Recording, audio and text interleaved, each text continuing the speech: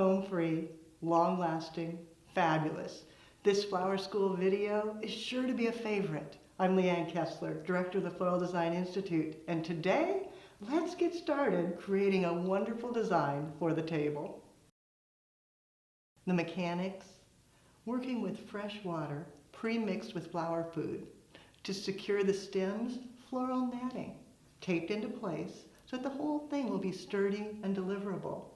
Then evergreens, a variety of different kinds, plus variegated holly to add a little bit of brightness and color. Flowers, amazing parrot tulips, and color-enhanced anthurium. You'll find the technique for this in your Tulip Tuesday library. First step is the foliage base. Cutting it down, stripping the end so you don't have foliage in the water, and then inserting it down into the netting. Now, since it's in fresh water, the foliage is going to last the longest possible. And all you need to do is make sure and keep adding water so that it doesn't dry out. Using some noble and some cedar. Even dropping in a bit of incense cedar so you get the lovely pollen on the end. Letting that drape over the side, helping to break the line of the container. Then coming back, some of the holly. This has such great drape to it as well. Just sliding it in, making sure it hits the bottom of the vase so it will drink completely and not dry out. Coming in, and then just keep repeating with all the different varieties of foliage, going into that central binding point until it's full and lush. When you get to this stage, stand back, take a look, and make sure it's perfect, because this is going to last for so long. Then when you add flowers, once the flowers fade, they can pull them back out and still have a beautiful arrangement. Then as I'm choosing my flowers, I choose things that will have a lifespan as well. Anthurium, those will be grand because they will hold so long. So tucking those in, keeping them in the focal emphasis area so that when the tulips fade, the anthurium is still beautiful. Then going back, adding in the tulips, removing their leaves so that they'll fit in nicely, and remembering that they will continue to grow.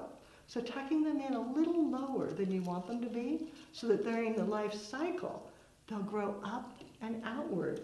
And I go ahead and add the buds. Some tulips come in with buds, just an added bonus, makes it extra special.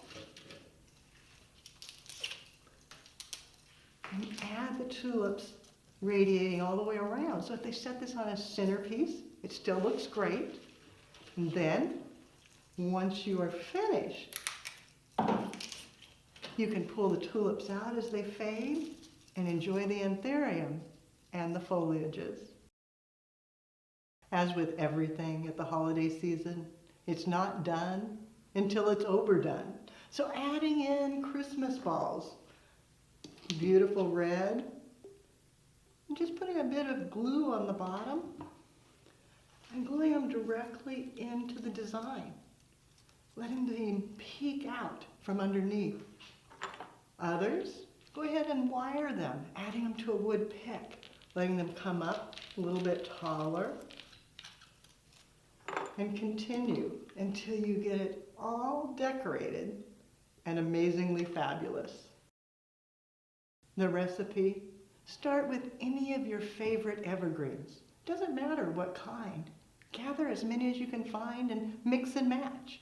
Then variegated holly, 2 of the anthurium in the front and 1 more in the back. So 3 anthurium, and then 10 of the parrot tulips. The balls, I did 5 clusters of the gold and 7 of the red. Again, you can mix and match and do as few or as many as you would like. The holidays are such fun, and even those of us that would be considered minimalist tend to go over the top when it comes to the decorations. For more creative inspiration, check out the website at flowerschool.com. If you have questions, you can reach us through there or pick up the telephone and give us a call at 503-223-8089. Now it's your turn. What are you going to create?